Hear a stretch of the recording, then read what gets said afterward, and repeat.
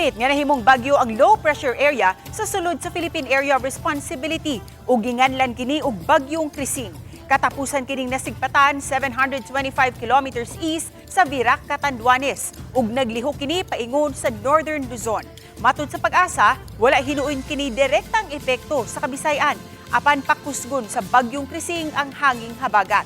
Tungod niini, makasinati ang Kabisayan og kusog nga mga pag-uwan sugod karong adlaw hangtod na sa Biyernes. Ug kay pakusgon usab niini ang hangin, hayan adunay posibilidad nga mopagawas og gale warning advisory ang Pag-asa ug mang-adlaw o bakaha sa Biyernes. Gipanglantawan usab nga magkakusog ang bagyong Krising sa dili pa kini mogawas sa Philippine Area of Responsibility sa adlawng Sabado.